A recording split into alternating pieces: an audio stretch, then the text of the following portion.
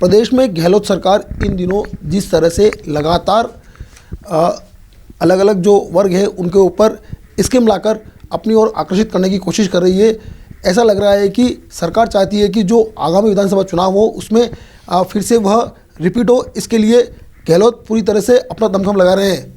मैं इसी तरह से जो अभी जो फ्री स्कीम की जो घोषणा हुई उनमें से जो ओल्ड पेंशन स्कीम के ऊपर बात करने के लिए हमारे साथ मौजूद है चार्टर्ड अकाउंटेंट महावीर चपलोत। पहले मैं आपको बताना चाहूँगा कि यह जो घोषणा करी ओल्ड पेंशन स्कीम को फिर से लागू करने की, ये पिछले बजट में करी थी गहलोत सरकार ने। लेकिन अब खास बात यह है कि जो केंद्र सरकार है और वित्त मंत्री है उन्होंने साफ कह दिया है कि ओल्ड पेंशन स्कीम के साथ साथ ऐसी कई योजनाएं जो फ्री की योजना है उन्हें लाकर सरकार लोगों के साथ छलावा नहीं करे, क्योंकि केंद्र सरकार इसके लिए कोई भी राशि जारी नहीं करने वाली है।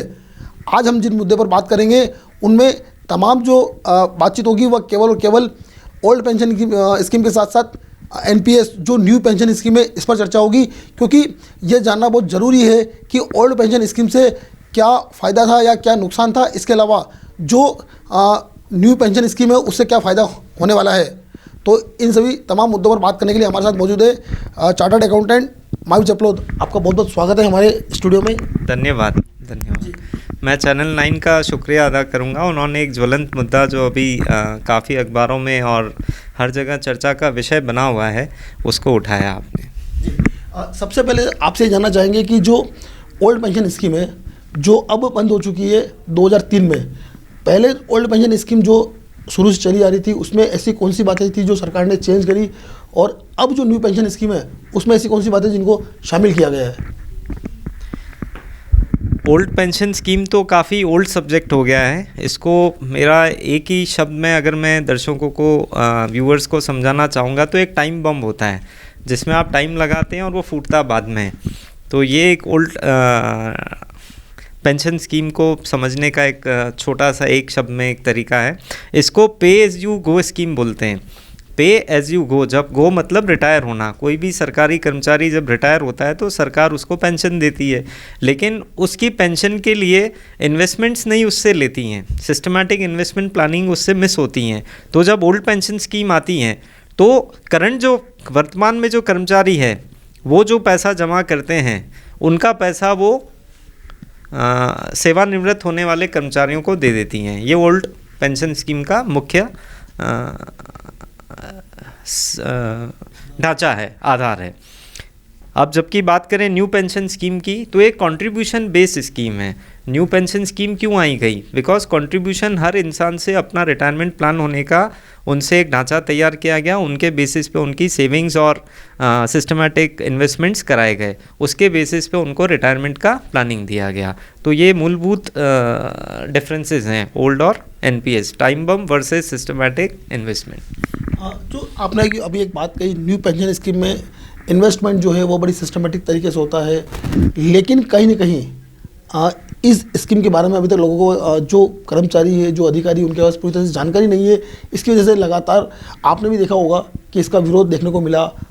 राजस्थान की बात करें तो राजस्थान में जो मुख्यमंत्री अशोक गहलोत ने उन्होंने वर्ष 2022 के जो बजट था उसमें फिर से ओल्ड पेंशन स्कीम को लागू करने की बात कही, घोषणा जरूर करी।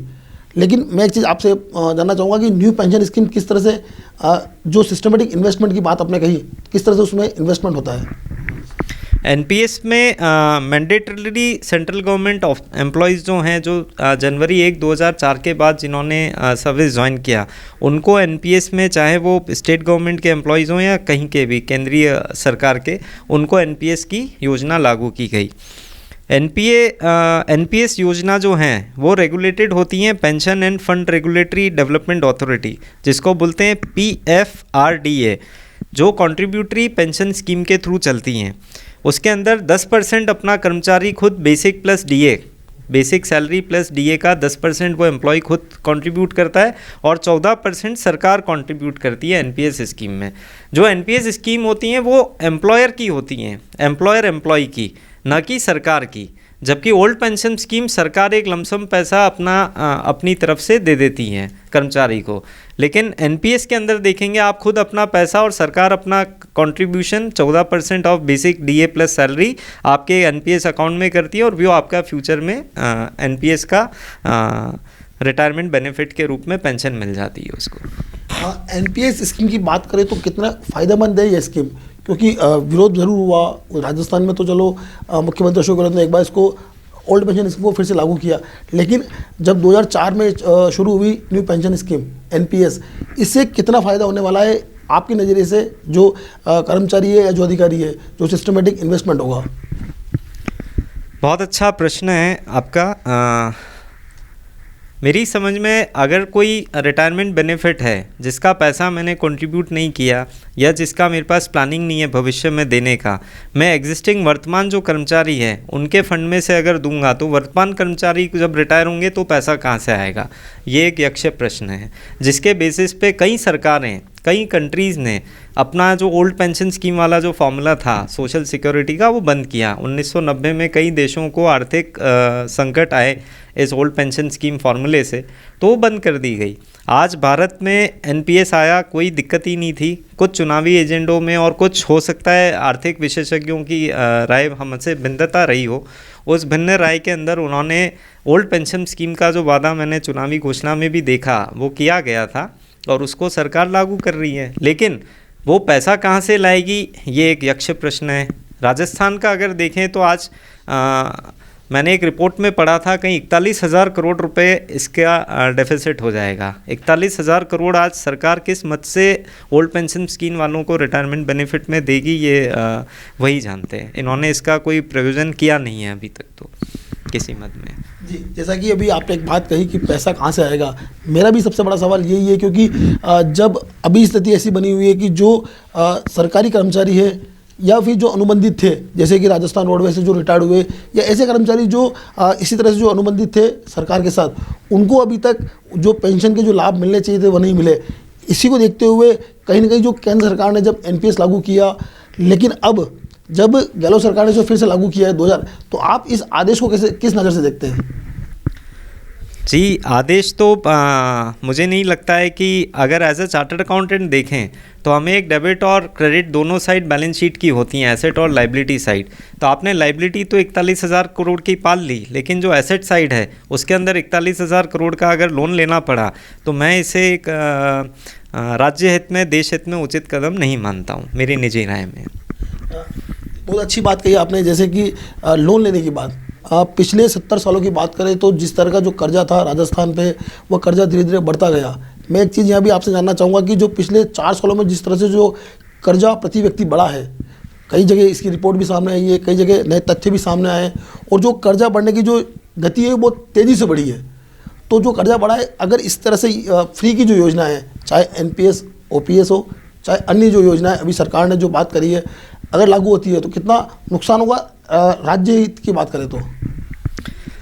भाई, कोई भी देश की जो तरक्की है वो देखी जाती हैं जीडीपी के रूप में, और जीडीपी पे उस योजना का कितना इम्पैक्ट है। बजट का बहुत सिंपल है, ग्रॉस डोमेस्टिक प्रोडक्ट पे कितना इम्पैक्ट एक योजना लाती है उसके बेसिस पे बजट बनता है।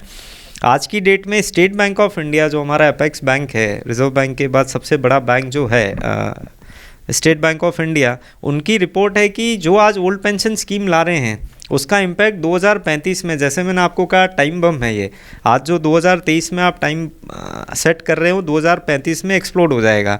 तो उसका जीडीपी का 16% ये ओल्ड पेंशन स्कीम का भार राज्य सरकारों पे पड़ेगा। आप 16% ऑफ जीडीपी का भार, मतलब आपके पास अगर आप देखें सारे खर्चे निकालने के बाद प्लस जो तनख्वाहें देने के बाद दूसरे एक्सपेंडिचर्स के बाद गवर्नमेंट को डेवलपमेंट में मात्र 15% ऑफ जीडीपी बचता है। उस 15% की जगह 16% तो ये ओपीएस ही खा जाएगा। तो फिर सरकारें अपना इंफ्रास्ट्रक्चर डेवलपमेंट और जो दूसरे मद हैं उनका खर्चा नहीं कर पाएंगी। तो ये जो टाइम बॉम्ब है इसको आज लगाना बहुत इजी है, लेकिन जब ये फूटेगा उस समय उस समय की सरकारें रहेंगी, इसको संभालना बहुत मुश्किल होगा। सेकंड, आज मैं अपने कर्मचारी जो काम कर रहे हैं उनका भार मैं रिटायर्ड वालों पे क्यों डालूं? आज मेरी स्कीम है, मेरा जो कंट्रीब्यूशन है वो मुझे मिलना चाहिए। यह एनपीएस की सबसे बड़ी एक खूबी है। और उसमें कंट्रीब्यूशन बेस्ड सिस्टम नहीं है ओल्ड पेंशन स्कीम में। उसमें कमा तो आप रहे हैं और दे रहे हैं ओल्ड रिटायर्ड आदमी को जिसने कोई कंट्रीब्यूट नहीं किया है, या किया है तो उतना लिमिट पे नहीं किया है। तो चुनावों से दूर एजेंडा से दूर अपने को देश हित राज्य हित में नेशनल पेंशन स्कीम को फॉलो करना चाहिए। और अगर आप राज्य खुद सेल्फ सफिशिएंट हैं कि हाँ हमें एनपीएस के मद की पैसे की राज्य सरकार को ज़रूरत नहीं है, जो अभी माननीय वित्त मंत्री निर्मला जी सीतारमन ने कहा कि राज्य सरकारों को हम कर्मचारी का फंड कैसे दे सकते हैं, जो एनपीएस के अंदर फंड है वो कर्मचारी का है। तो राज्य सरकार ने जो राजस्थान सरकार ने मांग की थी वो उन्होंने ठुकरा दी है। तो अब वो 41,000 करोड़ अगर राजस्थान सरकार गहलोत साहब कहीं से भी ला पाएँ तो बहुत ही अच्छी बात है। ये टकराव की एक स्थिति आएगी और ये एक गलत मैसेज जा रहा है। आपने देखा होगा भगवान जी कि राजस्थान के साथ साथ छत्तीसगढ़, झारखंड, पंजाब, हिमाचल प्रदेश, जहाँ जहाँ पे भी भाजपा की सरकारें नहीं हैं वहाँ ये ओल्ड स्कीम का ज़्यादा फैशन फिर से आ रहा है। अब ये क्यों आ रहा है ये आप जनता स्वयं समझती है। एक चीज़ और यह आपसे जानना चाहूँगा कि अभी आपने एक बात कही एसबीआई की जो रिपोर्ट आई, उस रिपोर्ट में ऐसा क्या था, क्योंकि आपने बिल्कुल संक्षिप्त में ये बात तो कही कि 2035 में इसका जो खामियाजा वो भुगतना पड़ सकता है, लेकिन आप इसकी जो रिपोर्ट आई उसकी विस्तृत बताएंगे, क्योंकि लोग ये जानना चाहते हैं कि वो रिपोर्ट क्या थी, क्योंकि जब तक वो चीज़ें सबके सामने नहीं आएगी तो ये बात साफ नहीं हो पाएगी कि एनपीएस और ओपीएस में क्या फ़र्क हुआ। जो कोई भी सरकार बजट पे चलती हैं तो बजट जो 2022-23 का था कि जितने भी अपने भारत में राज्य हैं वो उनका एक expected 16% rise in pension expenditure था, जो कि 4,63,436 करोड़ रुपए 2022-23 में है, अगेंस्ट 3,99,813 करोड़ उससे एक साल पहले में। तो रिजर्व बैंक का ये जो डेटा है मैंने आपको दिया है कि जो पिछले साल 3,99,000 करोड़ था अप्रॉक्सीमेटली, वो इस साल बढ़ के हो गया 4,63,436।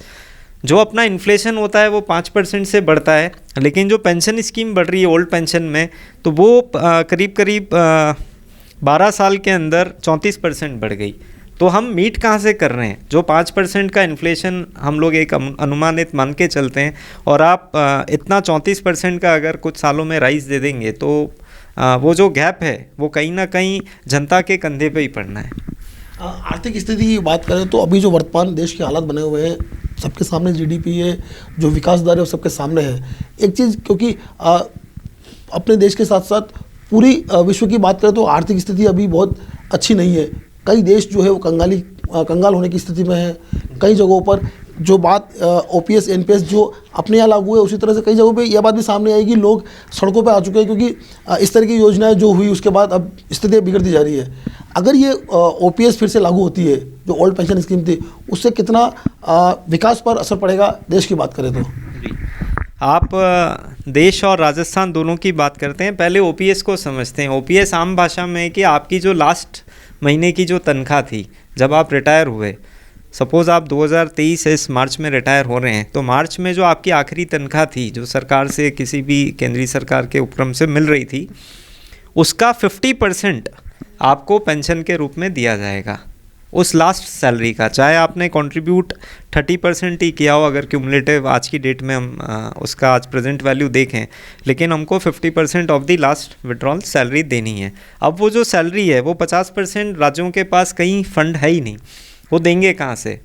मैंने आपको बताया फिर से कि 15% तो हमारे पास टोटली एक्सपेंडिचर बचता है जो हम लोग इंफ्रास्ट्रक्चर और डेवलपमेंट एक्टिविटीज़ में लगाते हैं। 85% तो खर्चों में निकल रहा है रोज़मर्रा के। तो सरकार के पास 15% बचा है। और राजस्थान सरकार की बात करूं तो अनुमानित है एक रिपोर्ट में कि 41,000 करोड़ इस ओल्ड पेंशन का भार अभी पड़ने वाला है। वो 41,000 करोड़ में आप क्या नहीं हो सकता है आप सोचिए। लेकिन एक चूँकि राजस्थान सरकार का चुनावी गजट में भी ये 10 घोषणाएं में मुख्य घोषणा थी, तो इनको लागू करना था इलेक्शन के लिए, ऐसा मेरा सोचना है। अदरवाइज़ 40,000 करोड़ का प्रोविज़न कहीं बजट में तो मुझे दिखा नहीं कि ओल्ड पेंशन स्कीम के लिए अलग से किस मद में से लाया जाएगा। इसी तरह से एक चीज़ और जानना चाहेंगे, अभी जो 2023 का जो बजट पेश हुआ उसको लेकर बात करें तो उस बजट में कई ऐसी घोषणाएँ थी, जैसे कि गैस के दाम कम करना, पेंशन जो 70 साल से जो ऊपर बुजुर्ग है उनको जो पेंशन मिल रही है उनको पेंशन बढ़ाना, कुल मिलाकर जो फ्री की स्कीम थी वह सरकार ने वो लागू करने की कोशिश की। तो वहीं दूसरी ओर जो केंद्रीय वित्त मंत्री है निर्मला सीतारमण, उन्होंने स्पष्ट किया है कि इस तरह की योजना लाकर आर्थिक बोझ डालने की कोशिश ना करें। तो क्या इस तरह की योजनाएं यूँ कहें कि केवल चुनावी घोषणा है या फिर इससे लोगों को कुछ लाभ मिलने वाला है? अभी कुल सरकारी कर्मचारी अगर देखा जाए राजस्थान में तो 7,50,000 रुपये हैं। 41,000 करोड़ रुपए जब वो ओल्ड पेंशन स्कीम से रिटायर होते हैं तो उनको इस साल देना है। इस सरकारी योजना के मद में 41,000 करोड़ का प्रोविज़न करने की ज़रूरत है। अब घोषणा से पहले 1.5 लाख लोगों को ही लाभ मिल रहा था। अब 7.5 लाख जितने भी नए जो राज्य सरकारी कर्मचारी हैं वो सब इसके अंदर आ गए, तो वो 7.5 लाख हो गए, मतलब 5 टाइम्स हो गए। तो आज इसका इम्पैक्ट क्या होगा आप देखिए। अब ये जो पैसे हैं, चाहे फ्री की योजना कहीं से भी दें, हम तो चार्टर्ड अकाउंटेंट हैं, हम एक ही चीज़ जानते हैं कि जितना अपने चादर जितने हों उतना पाँव फैलाना चाहिए। जो अवश्य मूलभूत सुविधाएं हैं, सरकार कर्ज ले, कोई दिक्कत नहीं है, पूर्ववर्ती सरकारें भी लेती रहीं और चुकाते रहेंगे। लेकिन जो अनावश्यक खर्चे हैं, जो लोक लुभावनी बातों के लिए खर्चे हैं, जो वोट्स के लिए लाए जाते हैं, उनके ऊपर अगर थोड़ा कर्टेलिंग हो तो ये भारत के भविष्य के लिए और प्रदेश के भविष्य दोनों के लिए बहुत ही एक सुंदर कदम होगा। मेरा एक अंतिम सवाल इसमें और ये भी है कि कुल मिलाकर जो एनपीएस और ओपीएस, इन दोनों मुद्दों पर जो टकराव सामने देखने को मिला है, चाहे गहलोत सरकार हो चाहे केंद्र सरकार हो, लेकिन कुल मिलाकर इसमें कहीं ना कहीं जो परेशानी होती है वो जनता को होती है। आम जन जो है वो उसमें ज़्यादा परेशान होता है, क्योंकि अगर जो भी फ्री की योजना होगी, बजट तो सरकार को कहीं ना कहीं से या तो उधार लेकर आना है या फिर लोन लेना है या फिर कहीं ना कहीं ऐसे काम करना है कि जहाँ से वो लोग जो टैक्स चुका रहे हैं उनसे वसूल करने के बाद उन लोगों को देना है जो लोग सभी उन श्रेणियों में आते हैं। तो क्या कुल मिलाकर आम जन इसमें कुल मिलाकर जो है वह परेशान होता है? आम जन को इससे छुटकारा मिले इसके लिए, क्योंकि आप विशेषज्ञ हैं आर्थिक रूप से, क्योंकि आप चार्टर्ड अकाउंटेंट है, इस क्षेत्र में काम कर रहे हैं, इसके लिए क्या करना चाहिए, क्या सोचना आपका? आपने बहुत अच्छा प्रश्न उठाया कि सरकार को क्या करना चाहिए, आमजन को क्या करना चाहिए। सरकार अपना कर्तव्य बखूबी निभा रही हैं, चाहे वो केंद्र सरकार हो, राज्य सरकार हो। केंद्र सरकार की जो योजनाएं बहुत सोची समझी हैं, और कई देशों में विफलता जब ओल्ड पेंशन स्कीम की हुई, टाइम बम स्कीम की हुई, पे एज यू गो स्कीम की हुई, तब उन्होंने न्यू पेंशन स्कीम का लाभ लिया। न्यू पेंशन स्कीम में काफ़ी वर्षों से सही चला आ रहा था, चुनावी वर्ष आया और वापस से ओल्ड पेंशन स्कीम में गए। जहाँ जहाँ पे भी भाजपा की सरकारें नहीं रही हैं, वहाँ वहाँ पे मुझे देखने को मिल रहा है। अब ये कैसा विचित्र संयोग है। अब देखिए वहीं वहीं ओल्ड पेंशन स्कीम की घोषणाएं चालू हो रही हैं। ये ओल्ड पेंशन स्कीम की घोषणाएं कुछ 1.5 लाख कर्मचारी या 2 लाख कर्मचारी या 2-3 लाख लोगों के लिए कितने करोड़ों लोगों पे आर्थिक कंधे पे भार डाला जा रहा है, आप खुद ही सोचिए। अच्छा, ऐसा नहीं है कि न्यू पेंशन स्कीम में उनको पुरानी पेंशन जीरो हो जाएगा, ऐसा भी नहीं है। कुछ लाभ के लिए अपना को, मेरा हिसाब से देश प्रथम वंदे भारत रखना चाहिए। अगर हम देश को सर्वोपरि मानेंगे, देश के विकास को सर्वोपरि मानेंगे राज्य मेरा है, इस पर आर्थिक बोझ डला तो भी मुझ पे ही बोझ है, ये जब तक भावना नहीं आएंगी तब तक ये इसी तरह के चुनावी घोषणाओं से देश नीचे की ओर जा रहा है। और कई देश आपके सामने उदाहरण हैं जो सोशल सिक्योरिटी के चक्कर में कोलैप्स हो चुके हैं। एक बात और पूछना चाहूँगा, क्योंकि जैसा जनसंख्या की बात करी तो राजस्थान में 2011 की जो जनगणना उसके अनुसार 7 करोड़ जनसंख्या लगभग राजस्थान की है, लेकिन जो कर्मचारी है वो केवल 7.5 लाख है।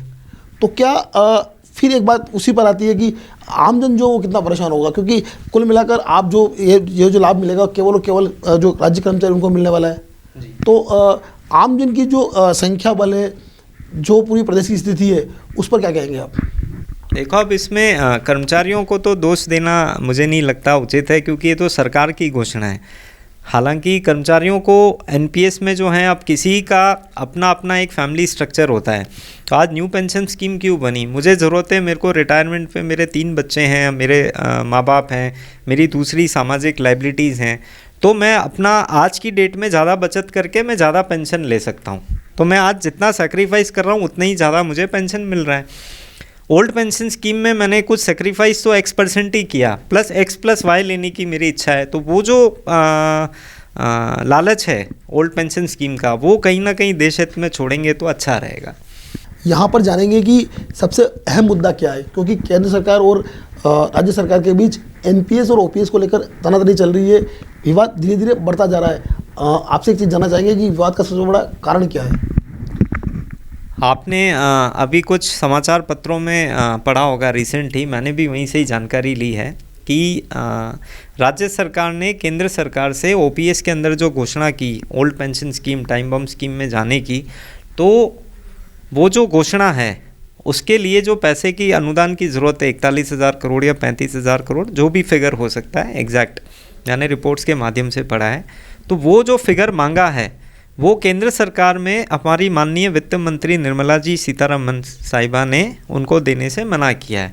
मना नहीं किया है, बेसिकली वो दे ही नहीं सकते हैं। आप इस स्कीम को फिर से एक बार दोबारा समझिए। एनपीएस के अंदर कंट्रीब्यूशन जो कर रहे हैं वो कंट्रीब्यूशन और सिस्टमेटिक इन्वेस्टमेंट बेस्ड स्कीम है, तो मेरा कंट्रीब्यूशन है, मुझे मिलेगा। अब मैंने जो कंट्रीब्यूशन दिया है वो मुझे ही मिल सकता है, एम्प्लॉय को ही, तो वो राज्य सरकार को, राजस्थान सरकार को कैसे दें? जो चीज़ हमें एम्प्लॉयज़ को मिलनी चाहिए वो सरकार को कैसे दे दें? तो ये टेक्निकल पेच में अभी ये मामला अड़ा हुआ है, जो एक हॉट इशू है। आपने एक बात कही, ये हॉट इशू है, तो क्या इसको निस्तारण के लिए जो सरकारें हैं किस तरह पहल करें? क्योंकि ये जो विवाद है धीरे धीरे बढ़ता जा रहा है, तो क्योंकि तकनीकी इशू है, पेंशन स्कीम बनी हुई है, तो उसको किस तरह से निस्तारण किया जाना चाहिए? कोई भी स्कीम, कोई भी घोषणा करने से पहले, चाहे वो दान हो, चाहे अपना घर का खर्चा हो, चाहे आप अपना कोई विदेश में ट्रैवल कर रहे हो, हमेशा एक बजट बनना चाहिए। उस बजट के अनुरूप अगर काम होगा तो कभी कोई प्रॉब्लम नहीं आएगी। मैंने पहले भी आपको कहा है, अगर राज्य सरकार सक्षम है कि हम 40-50 हज़ार करोड़ रुपया का प्रावधान अलग से हम किसी मद से कर सकते हैं तो वो करें। लेकिन जब ऐसा नहीं है कि आपकी घोषणा आने वाली सरकारों के लिए एक बहुत ही दिक्कत वाला समय बना दें। और हम नहीं चाहते कि जो आम आदमी का कर्ज है, हम तो चाहते हैं जो सरकारें आएँ उनका एक मापदंड ऐसा होना चाहिए कि आम आदमी का जो कर्ज है वो घट रहा है, लेकिन यहाँ तो उल्टा बढ़ाए जाने का काम हो रहा है। ये जो विश्लेषण है अगर ये कर लेंगे तो अच्छा रहेगा। अभी आपको शायद नहीं पता है आपके ऊपर कितना कर्जा है, मुझे नहीं पता मेरे पे कितना कर्जा है, लेकिन मैं अवश्य ही जानता हूँ कि मेरा कर्जा, पर कैपिटा कर्जा जो है वो बढ़े जा रहा है। तो ये जो पैमाना है ये तुलनात्मक होना चाहिए राज्य सरकारों के परफॉर्मेंस का। बहुत बहुत धन्यवाद आपका। आपने जिस तरह से इस बात को सबके सामने रखा कि जो एनपीएस और जो ओपीएस स्कीम थी इससे क्या नुकसान होने वाला है, क्योंकि और जो विवाद हुआ ये बात भी आपने स्पष्ट करी कि विवाद के पीछे सबसे बड़ा कारण क्या है। ऐसे ही हमारे साथ जुड़े रहिए हमारे खास कार्यक्रम एक्स्ट्रा कवर में। ऐसे ही जो ज्वलंत मुद्दे हैं उन पर हम बात करेंगे और कोशिश करेंगे कि जो एक्सपर्ट्स हैं उनसे रूबरू करवाएं, ताकि जो स्थिति बनी हुई है वह साफ़ हो सके। क्योंकि कई लोगों के पास जो तकनीकी जानकारी नहीं होने की वजह से ये बात स्पष्ट नहीं हो पाती है कि किस स्कीम में कहाँ प्रॉब्लम है और किसी वजह से कहाँ समस्या आ सकती है। तो बने रहिए हमारे साथ एक्स्ट्रा कवर कार्यक्रम में। जय हिंद, जय भारत।